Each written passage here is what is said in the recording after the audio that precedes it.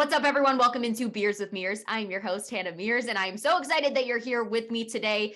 Throughout the course of these shows, you'll see three different segments, one being Win or Lose We Booze, another one being I'll Drink to That, and then I'll also feature a Thirsty Thursday guest on these shows as well. This week, I'm so excited to bring in the one and only voice of college basketball, Jay Bilas, to talk all things NIL, Pitt basketball, toughness, as well as just some things on the side that are super fun. Jay's an awesome conversation. I met him when I was at Penn State and he came to talk to me and the rest of my class. And honestly, he's just such a great mentor and great person in the sphere of sports broadcasting. So I'm excited to share that interview with all of you today. But first, we have to get to our first segment of the show. And that is Win or Lose We Booze, where I'm going to go over my Mearsy minutes. I do a Mearsy minute for Picks and Parlays on a daily basis, posting my best bets of the day. And I'm going to look back at my Super Bowl bets just to go over that since it's still relevant for all of you. Now, I had a parlay out that was a plus money parlay. It seemed great. It almost seemed like there was no way this wouldn't hit, but there was one reason why it didn't. So starting off first, let's talk about what did hit. I had Travis Kelce, anytime touchdown scorer. Of course, he was going to be the guy that if there was an anytime touchdown being scored, he was going to be my go-to guy. He's Patrick Mahomes' go-to guy. He's one of the most dynamic players in the NFL and the best tight end in football right now. And that one happened, check, right off the bat. Then I went and looked at Dallas Goedert, over 4.5 receptions. He ended up having 6 on 7 targets. And I had a feeling this would be a great one. He's just a big guy in the middle of the field. And there were stats upon stats talking about why that one would hit. But then the one that didn't was Miles Sanders, my Penn State guy. Heartbroken for him. Did not go over 61.5 rushing yards. In fact, he only had about 16. Not his best game of the season. And unfortunate not to have that in the Super Bowl, right? But sometimes you can't predict when players are going to have a good or bad game. So unfortunately, that one didn't hit. And then myself, and I, a Pittsburgh girl, picked the Eagles on the money line. Now I picked them because I backed it up with time of possession. And I really thought that the Eagles defense was going to be able to get their offense the ball a lot more and a lot longer. And then the Eagles defense was going to be able to take advantage of the Chiefs defense in the fact that the Eagles offense has been explosive this year. Jalen Hurts talked tons about pick your poison. I can use my legs or I can throw as well. But the Kansas City Chiefs proving in the second half that they're a fourth quarter team. They can come back and they've got a guy named Patrick Mahomes, who I am sorry, but he is starting to become that guy to bet against, where you don't want to bet against Mahomes, just like you didn't want to bet against Brady for a very long time as well. So win or lose, we booze, ladies and gentlemen. I may not always be right, but it doesn't mean we still can't enjoy a drink together. It makes losing feel a little bit better, right? Okay, now a segment that I like to call I'll Drink to That. And what I want to talk about is, did anyone see the Tubi commercial? It seems like nationally, everybody was talking about it. It didn't matter who you were. You were sitting in front of the TV on Super Bowl Sunday waiting for those commercials, and all of a sudden, you didn't trust a single person in the room. And guess what? I was the person with the remote. So nobody trusted that I didn't turn off the TV. So essentially, if no one saw it out there, which I'm assuming 99% of the world did, Tubi had the most genius Super Bowl commercial in the world.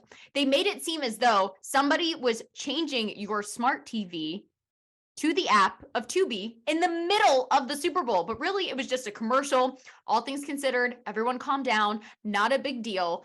But here's what's a big deal to me. Super Bowl commercials, in my opinion, have really gone downhill. They're not that funny. People are trying too hard.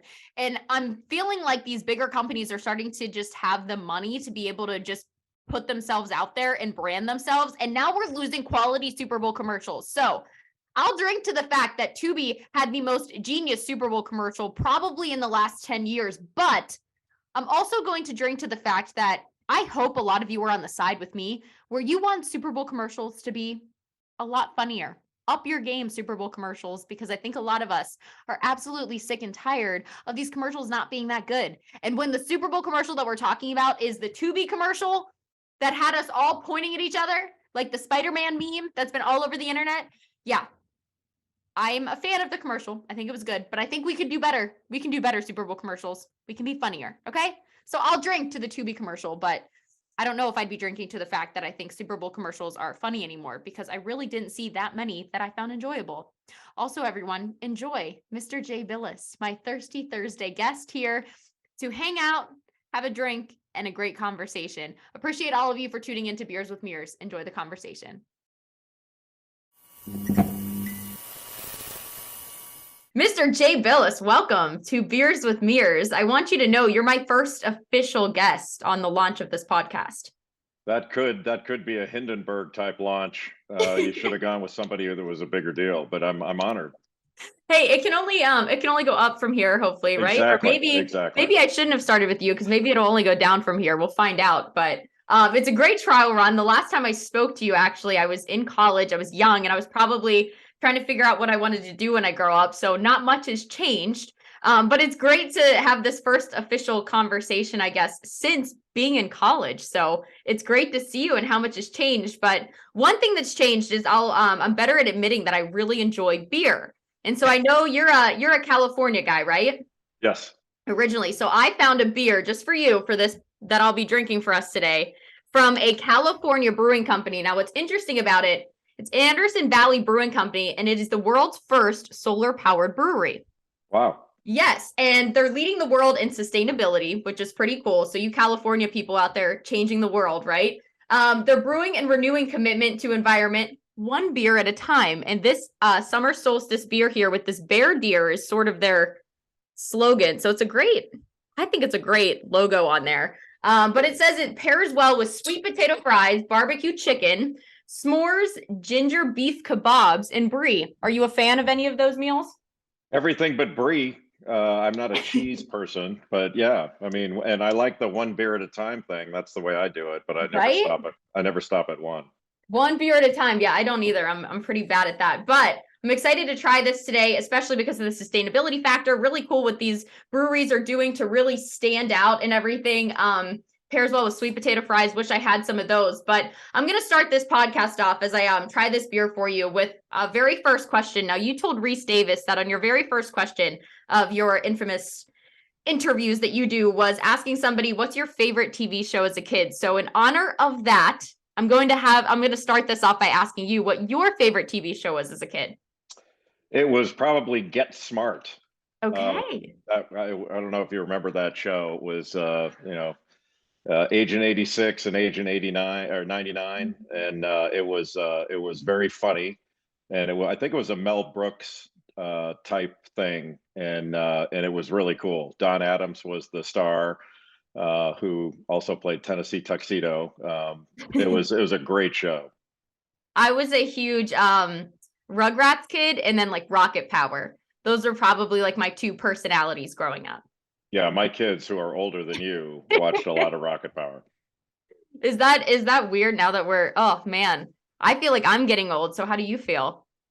Like I'm already there. But it is weird when I do games now and I'm doing games. I mean, it's past that time where I've done games of kids of people that I played with.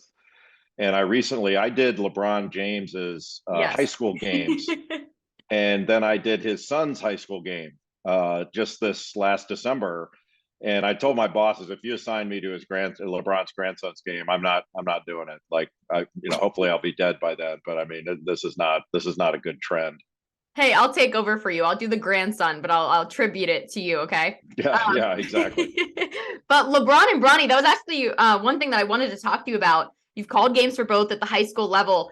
Bronny now, I feel like something with a lot of young athletes that have parents who are superstars in the world of their sport at the highest level it can be. How do you think Bronny can, I guess, separate himself and create his own identity outside of his father? Because it is the same sport and his dad was such a huge person now and star in the NBA. How can Bronny separate himself from LeBron?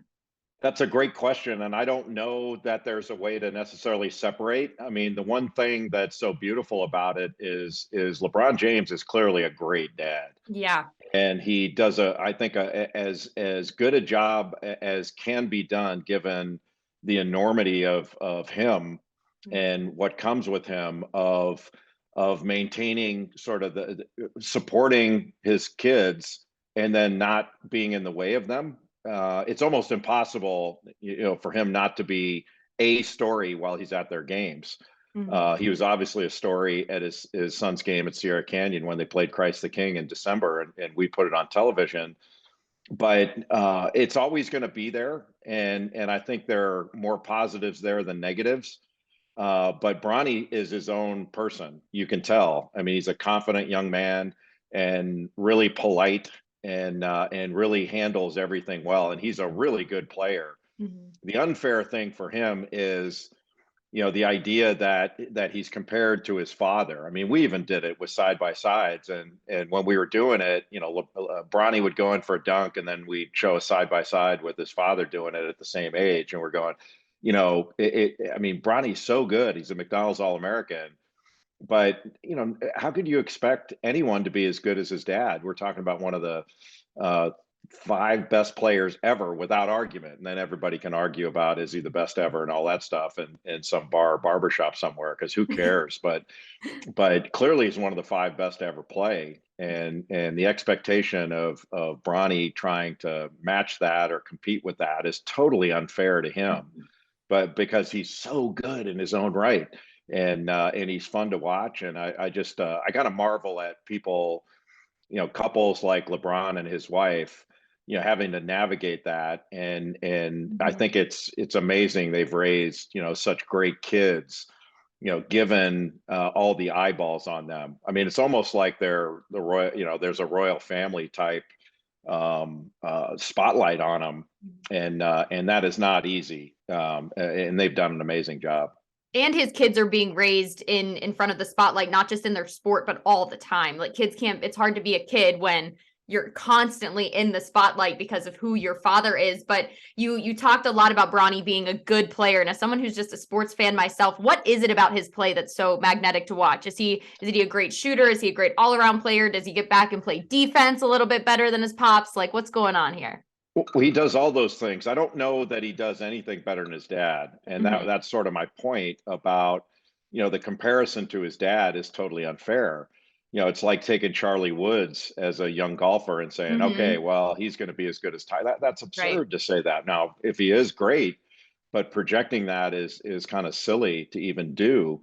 And this is the thing, Hannah. Like if Bronny was not connected to LeBron James in any way, we'd be talking about him as being one of the best players in his class, Mm. but there wouldn't be this push of him, NBA player, all this other stuff.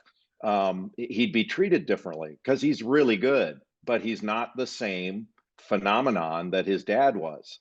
And that's not a negative on Bronny. Mhm. It's that his dad was a supernova comet type guy, and that when you saw him, you go, wait a minute, this is different. And I guess maybe I'm not stating this as well as artfully as I should, but there's a number one player in every class, and there's a number one pick in every draft, but they're not all the same.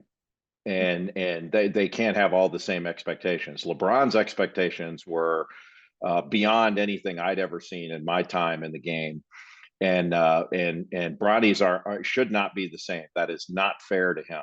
He's really good in his own right, and we should enjoy that. But it's inevitable that we in the media are going to make those comparisons and all that stuff. I hope someday that what we'll say is, hey, that's Bronny's dad, because right Mhm. now he's LeBron Mhm. James' son, Right. and someday after LeBron retires, he's such a big deal. Maybe this will never happen, but I hope someday we'll say, hey, that's Bronny's dad over there, Mhm. because that would be a nice thing, I think, for Bronny and for LeBron.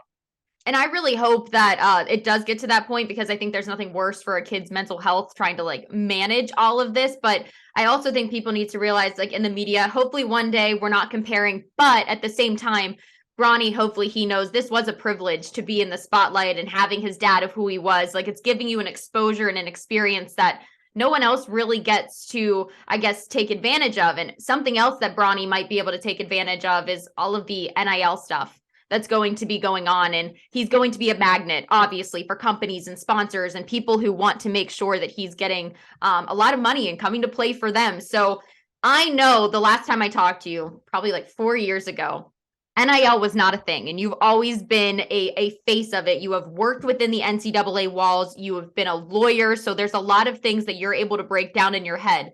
The first question I've been so excited to ask you was, Do you think the NCAA just felt pressured and sort of just opened the gates for this without really thinking it through? Because it seems like it's a bit out of their control at the moment. They didn't have a choice. They can say that, well, this is what we wanted, and the outgoing NCAA president is saying that all the time, but it's frankly not true. They had a commission or committee that was looking into it and making recommendations as if they were trying to move that way, but they weren't getting anywhere, and it was never going to go anywhere, in my view. But because of all these different states, there were maybe 20 of them that were moving toward allowing their athletes in their state their name, image, and likeness rights. They really didn't have a choice. And after the Alston decision at the U.S. Supreme Court, where they lost 9-0, it was forced upon them. So it's not surprising that they were caught flat-footed without a plan. But there was really no plan that they could have other than opening that avenue up, because otherwise, after the Alston decision, everything would be violative of federal antitrust law. And in fact, the current policies that they have are violative of federal antitrust law. And as these actions are brought, and they will continue to be brought, they're going to lose those cases, in my opinion. But so I think there's only going to be more of it from here. But anytime you hear the NCAA, and by that I mean the people in Indianapolis that work for the association and all of the administrators at member institutions, whenever you hear them say guardrails, that's just a nice way of saying restrictions. Yep. And restrictions on athletes, when there are restrictions on no other student and no other person. And they're trying to hold on to a little bit of what they have, whatever control they have over the finances of athletes and the economic rights of athletes, but they're not going to be able to do it in the long run. They're running a multi-billion-dollar entertainment industry, and it's folly to think that you can make your revenue drivers work for free. It's just not going to be sustained. And the players are going to get more as we go forward. And the one thing I know is multi-billion-dollar industries don't fold up overnight because they're forced to allow their employees their fair market value. They're all going to keep doing this and keep going in this direction, and the athletes are going to get more as we go forward. And there's nothing but positives out of that. Players now not only are making money, but they're becoming financially literate as a result of it. Yeah. I mean, how could you expect someone, when they're out of college, to make good decisions with money if you've never allowed them to have money before? It would be like giving them keys to a car when you've never allowed them to drive, and saying, okay, now you can drive, but they've never been trained, never have any experience in a car. I mean, heck, we let 16-year-olds drive in this country. and for crying out loud, we don't let athletes have any access to financial instruments and economic interest. And they're becoming more savvy, more literate, and I've seen nothing but good things come from it. Can the NCAA now control it? And I asked that because my boyfriend is a coach now in wrestling at Pitt, and he is trained, competed, he's been the athlete, but just missed the NIL stuff. But he was talking, when we talked about it, he was like, I just don't know if they can control it now. I just don't know if there's a way to do it. So how, in your opinion, do you think they should approach it if they're going to try to control it somehow? It's an interesting question, and I think that the question itself needs to be analyzed. The first question I would ask in response to that is, why do they need to control it? What other controls are there in what anyone can earn or accept in the free market? How do they control coaches' salaries and coaches' NIL opportunities? Or how do they control what non-athlete students do in the free market? They don't control it. They don't have any say over it. They don't do anything about it. If a non-athlete student writes code and sells it to Google and makes $1 million, they celebrate that. They don't try to control it or stop it or regulate it. Same thing with coaches. Like who's regulating coaches' salaries or putting guardrails up to make sure that that's quote unquote sustainable? They don't do any of that. It really is, when you kind of think about it, it's ludicrous that they would try to control it. When I was playing, and I complained about it at times, said, why aren't we allowed to do this? Why can't I accept this? There were snarky responses from administrators that basically, look, if you want money, you can go out and get a job. Well, if I went and got a job, I'd have to pay taxes and I'd have to Mhm. manage my time. I'd have to, be a responsible employee and pay my withholding and do all these different things. I mean, and manage my money. Um, so what's the difference? There's no difference. And we can see that what the NCAA has told us over the last 100 years has been a lie, that these athletes, only a few of them have any value, that it's going to ruin women's sports. Women are going to be hurt by it. Women are doing extraordinarily well in the NIL space. I was just at Auburn and did a thing with Suni Lee, and you I got saw that. Olivia. Yeah, you got Olivia Dunn at Mhm. LSU. They're killing it, and there are a bunch of female athletes that are doing extraordinarily well because generally the female athletes seem to get social media better than the male Mhm. athletes. And now, obviously, that's a gross generalization, but they're doing extraordinarily well. But we still have this issue, Hannah, where people think everything has to be equal. Mhm. When playing time isn't equal, why doesn't that have to be equal? Mhm. And scholarships aren't equal. That that those are all merit based, and this is merit based too, and it'll all work itself out just fine. It's really not a problem.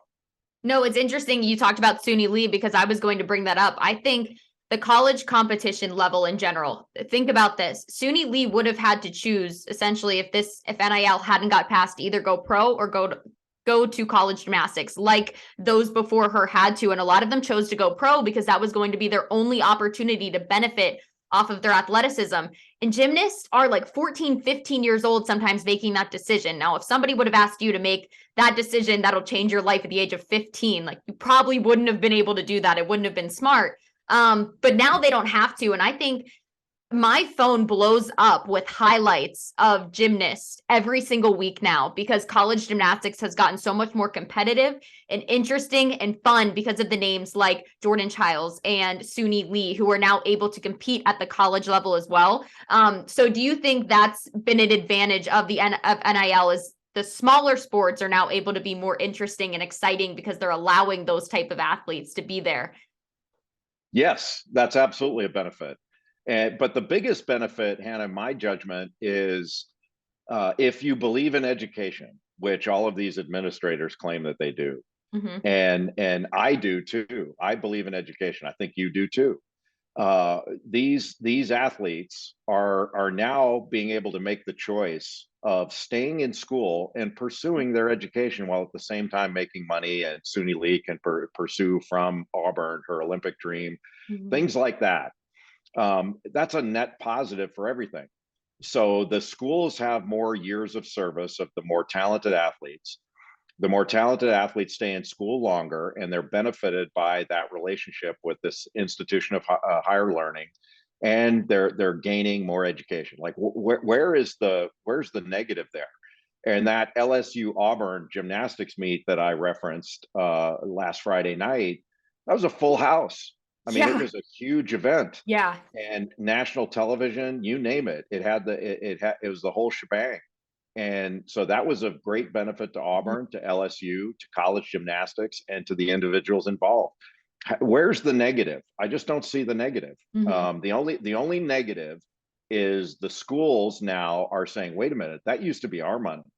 Like Mm-hmm. now, the money that some of the money that our boosters are giving to collectives, they used to give to us. And wait a minute, that's our money. It's not your Mm-hmm. money. It's not your money. The athletes are allowed to compete for. They should be allowed to compete for dollars in the marketplace, just like everyone else. Mm-hmm. And now in a very limited way, NIL is a limited economic right. In Yes. a very limited way, now they can do that. But pretty soon they're going to be competing for everything. And one last thing on this, Hannah, when I hear this a lot from people who can't get used to the new world that we're living in now, and it's going to change even Mm-hmm. further. They say, wait a minute, there's got to be a limit because there's salary caps in the NFL and salary caps in the NBA. Well, that's right. But those are collectively bargained with the players. So the players agree to that. And people miss this one. In the NFL and the NBA, the players get half the revenue. Half. Right now, these players are cheap for these colleges. They're cheap labor, and it is not a big deal. It's going to be a big deal going forward, but it's not a big deal now.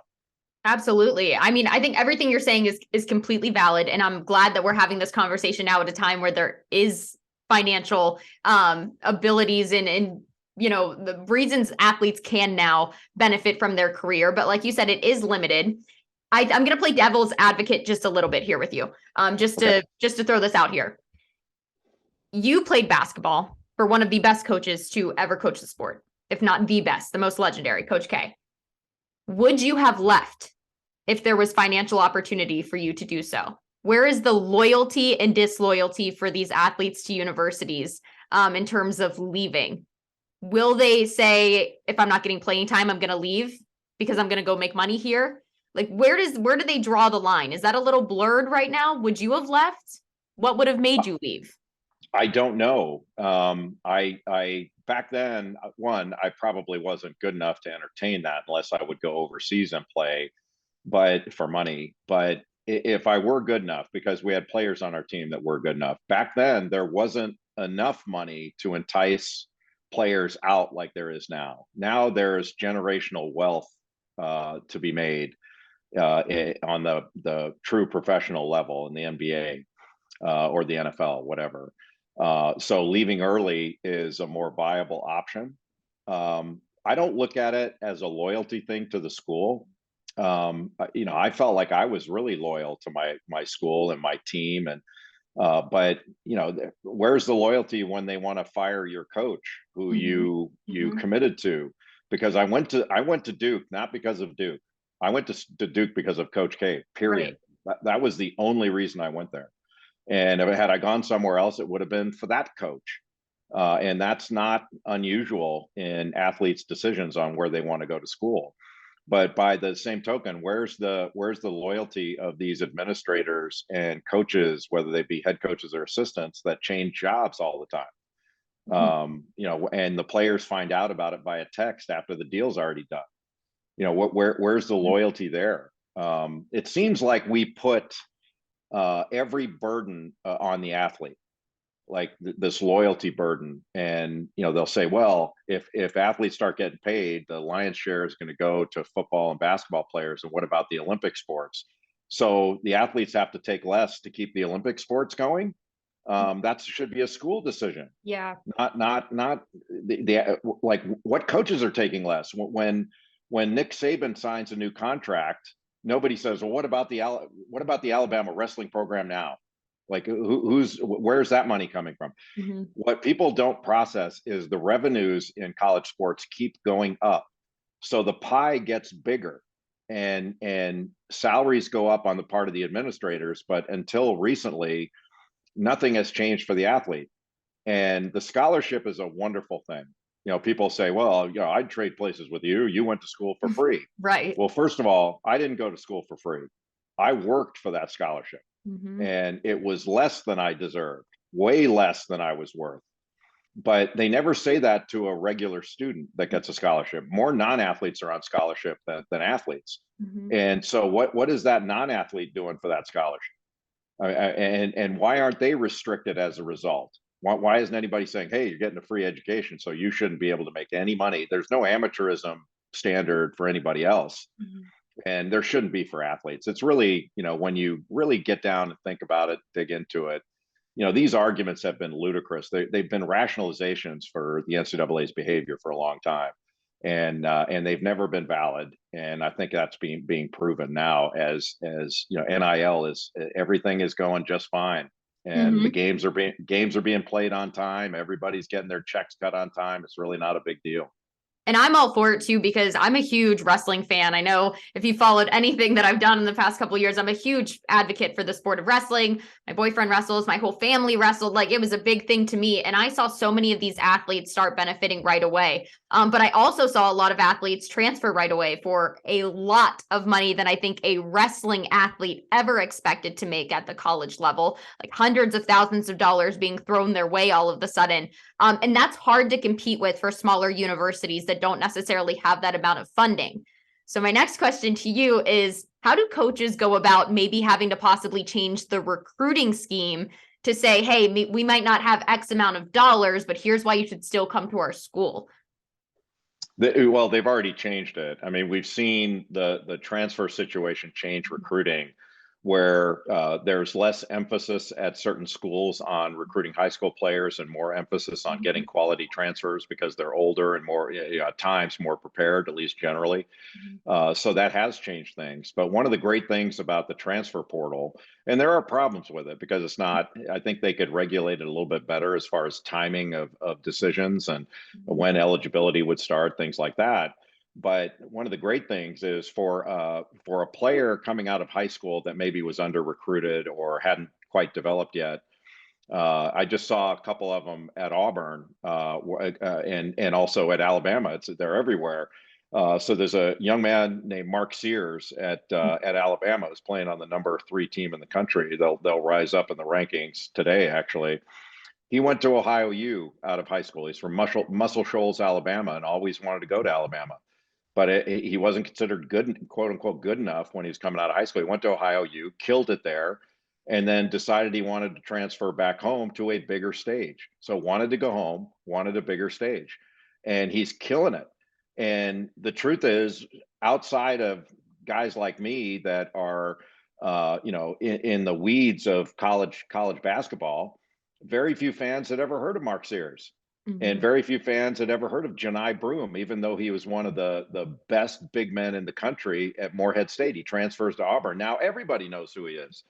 And why should those guys have to stay and play in anonymity at the quote unquote lower level that's not covered as much, not on television as much, when they can play on that bigger stage? They should be allowed to do that, because if you took their coaches at Ohio or Morehead State, and those players had taken them to the NCAA tournament and won games there, those coaches would go to that bigger stage when they got the opportunity. So why should the players not be allowed to do it? It's sort of ridiculous to suggest they shouldn't be allowed that.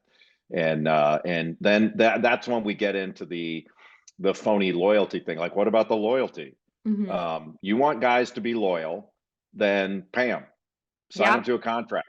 And like, coaches aren't loyal, administrators aren't loyal. They change their jobs all the time when they get a better opportunity. You look at any AD at a Power 5 school, they started out at a lower level. They've all been other places. And if they were loyal, why didn't they stay? This place gave me my start, I'm staying here my whole career. They don't do that. They do what's best for them. And that's not a loyalty thing. That's a business thing, and it's smart business. I think anybody in any job would be looking at, if you're going to offer me this, obviously I'm going to take it. So I think people need to realize that in their daily lives with their quote unquote normal jobs that they have. But with Westbrook, Durant to Phoenix, and then Kyrie down to your Dallas Mavericks. So who benefited the most, in your opinion, from these trades? Phoenix. Yeah. You get Kevin Durant and put him with Devin Booker, and even with everything they had to give up to get him. Yeah. I mean, they gave up future draft picks, which is a big deal. I mean, I don't think it was quite the Herschel Walker trade or anything, but I think they gave up 4 future first rounders for that. And but I think it was worth it, because Kevin Durant's got a lot of life left in the NBA. And he gives them the opportunity to win a championship now, which you don't know what the future is going to look like. But now they know what now looks like, and now looks as good as anybody in the West, because he's an all-time great. And I don't know exactly what his current health situation is, whether he's going to be able to play at his top level for the remainder of the season. But my sense is he will. But they benefited. I thought that the trade deadline was all kinds of fun to watch.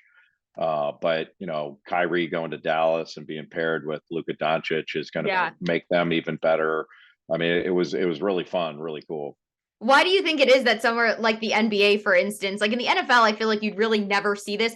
Those are like 3 huge stars in the NBA that were traded. So what do you think makes the NBA so interesting, that they're able to do that, and teams are sort of willing to do that at this point, to give up big names on their team mid-season?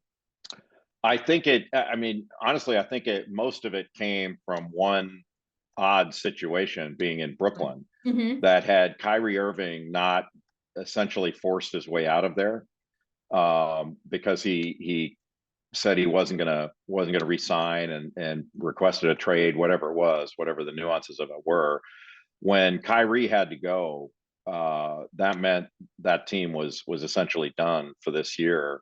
And then Durant was on the block and he wanted to go. So absent that, if they had stayed together, I don't think we would have seen this kind of sort of blockbuster status of this year's trade deadline. Those two made it different. I don't know who the top guy would have been. You know what the eye-opening trade would have been absent those guys. But if it weren't for Kyrie wanting out and Brooklyn accommodating that, and then as a result of that, Durant wanting out, I think it would have looked different. Definitely. Some of these guys as well could be defined by your definition of toughness. And I know you wrote a book called Toughness that I have yet to finish reading, but that's been my goal this year. I've already read 5 books and I'm trying to read more and more and more. And your definition was easy to play with, hard to play against. So who do you think are some of the toughest athletes in the modern era of sports, from any sport, not just basketball? If you have to box it in, sure. But in your opinion, maybe some of the top 3 toughest athletes. One would be LeBron. Mm-hmm. I think he's one of the toughest athletes ever, because he is, and that was my definition of a tough basketball player. Easy to play with, hard to play against. If you're hard to play against, man, I played against a lot of guys that were hard to play against, and after the game, you're like, I don't want to play against that guy again. But I would say LeBron. I would put Travis Kelce of the Kansas City Chiefs in that category. I think he's an unbelievable teammate. And you know, an incredible person, just a great guy that's got time for everybody. And then I would say, going back to football, even though he just retired, Larry Fitzgerald. Pittsburgh, what's up? Pittsburgh guy, not only an amazing athlete and one of the best ever at his craft, but I'm not sure I've met a better human being than Larry Fitzgerald.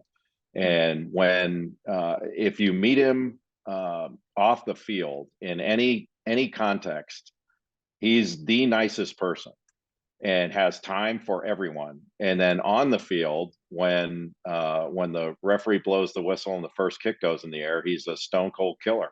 Yeah. But always has time for his teammates and elevates others. It's never about him.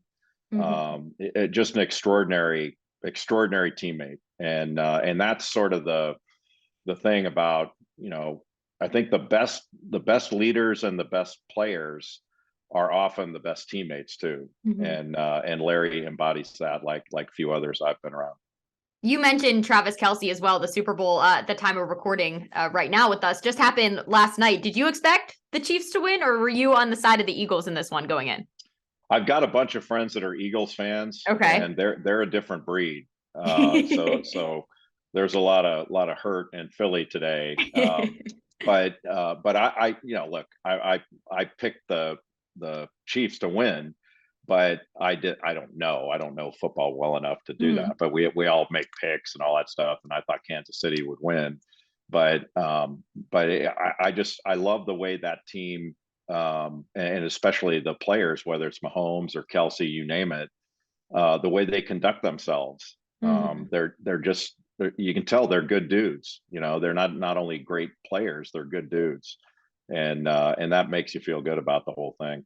Yeah, they trust each other a lot. You can tell it in the interviews. They hear what's going on, they see it, and they're ready to prove you wrong. But something you do know a little bit about, you said, okay, maybe not football a lot, but you know about acting. You were a theater guy. You know what's going on. How'd you feel about the performance of Rihanna at halftime? I thought it was awesome. Right? Yeah, like I saw something on Instagram today where they showed like the 1957 NFL championship halftime show, and it was like 8 women in like deer costumes that were putting on a little dance. And you're going, boy, the Super Bowl halftime show has come a long way. And you know, whether it's been Justin Timberlake or Madonna, whatever, the halftime show is almost as good as the game, if not better. But I think Rihanna would have to be up there, very conservatively, top 5 ever.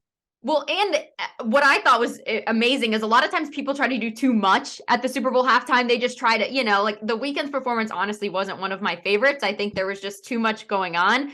Rihanna just has such quality music and she knows what her fans want. And she was just up there singing them. And some stuff was going on, but it wasn't anything that you were distracted or moved away from her. And mind you, maybe she's tough, Jay. Maybe she was the toughest player yesterday because she did it pregnant. And your wife has been pregnant. You have kids. So can you even imagine?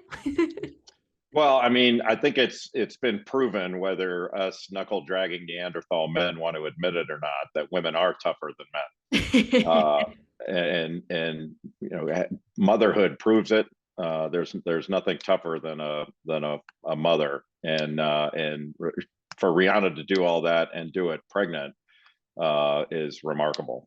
Hey, the first all-female flyover was yesterday as well. So girl power on display yesterday at the Super Bowl. But you had said in a podcast before that your wife, Wendy, is one of the toughest, if not the toughest person that you know. So how are you celebrating her on Valentine's Day to make sure she knows how much you value her and her toughness throughout your marriage?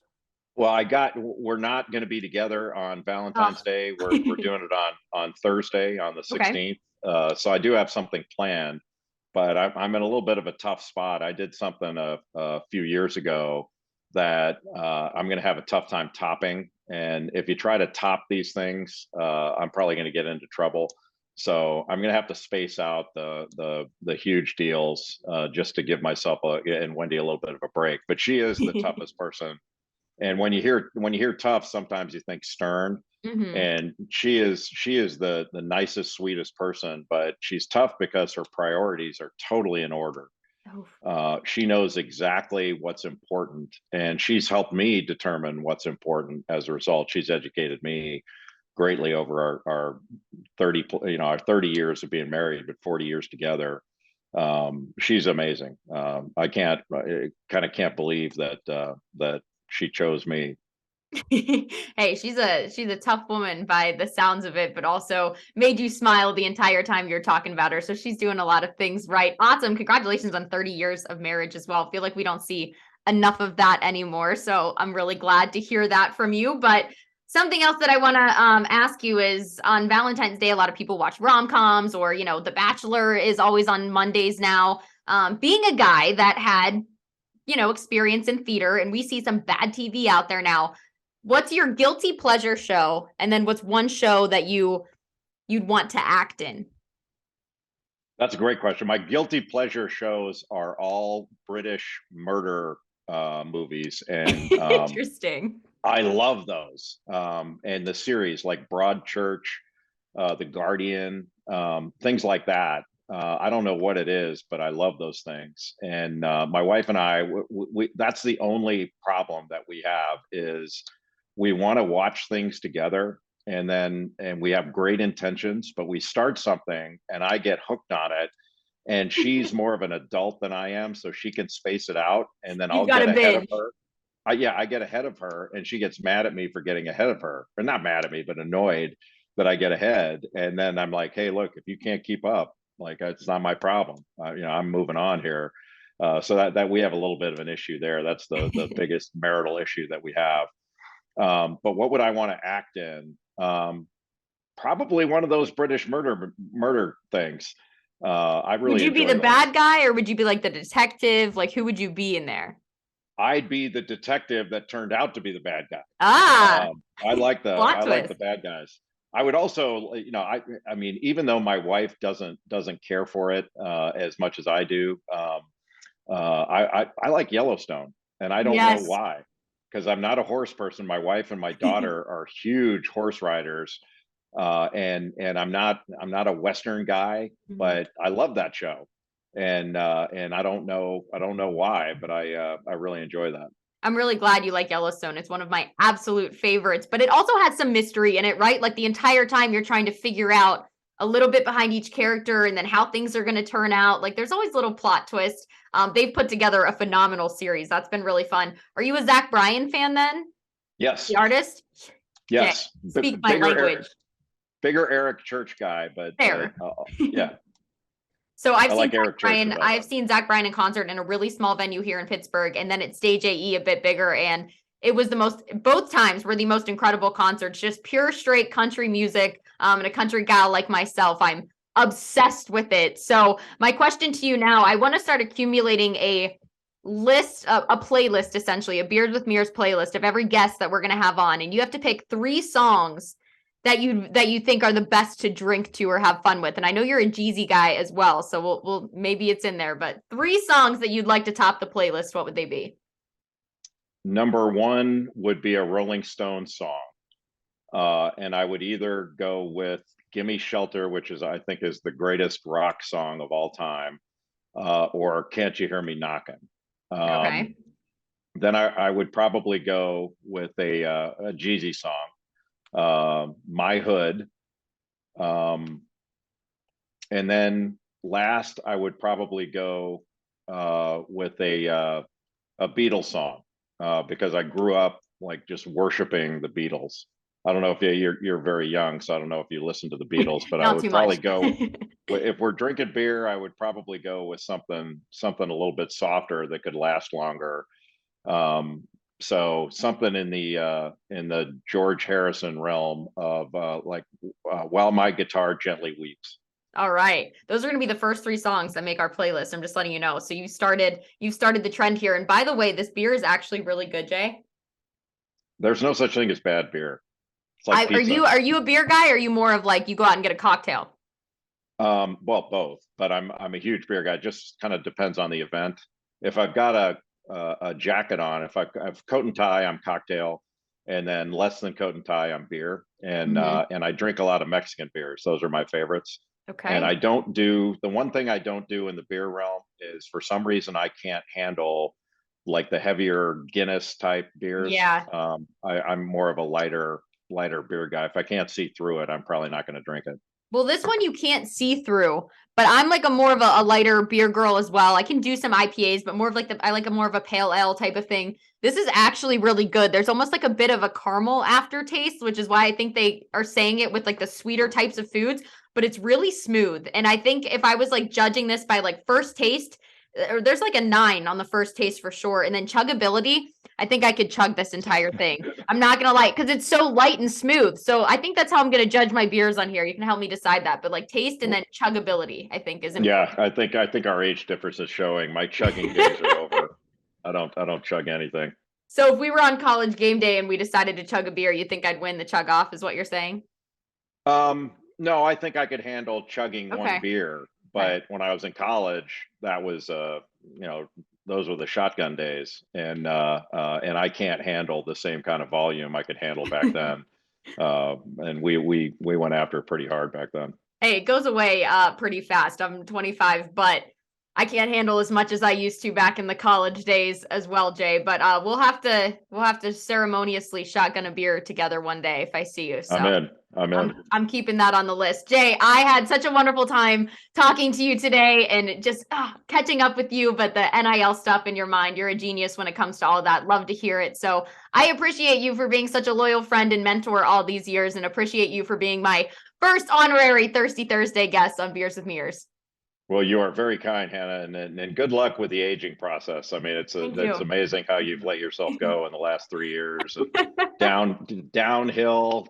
Complaining about being 25 is not something a 59-year-old really wants to hear. All right, I won't complain about it. I'll just chug a lot of beer, and I'll make sure my hair's intact. Jay, this is good so far. I feel like mine is too. All of it's over there. Yeah. Jay Bilas, everybody, thank you so much. I appreciate you for coming on. I need to tell you guys something. This beer is actually fantastic. I'm a huge beer girl, been drinking beer for way too long now, even though I'm only 25. Don't tell my mom. And I am obsessed with this. First off, look at the design on this can. We've got like a bear deer, whatever you want to call that. Someone let me know. But Anderson Valley Brewing Company out in California is the world's first solar-powered brewery, which is incredible, very sustainable, talks about recycling a lot on their website and different types of sustainability. This beer pairs well with sweet potato fries, barbecue chicken, s'mores, etc. Fantastic, and I see why, because when you taste it, it sort of has a caramel undertone afterwards. It's really light, really smooth. For anybody who prefers a pale ale or a beer that they can see through, you can't see through this, but it gives that same taste. And I'm also going to judge a beer on chuggability. And this one's been so good after the first few sips that I feel like I have to chug it for a ceremonious end to the podcast. Thank you guys for listening to Beers with Mears, and I hope you tune in to all of my future episodes. Who wants beer? We want Bears!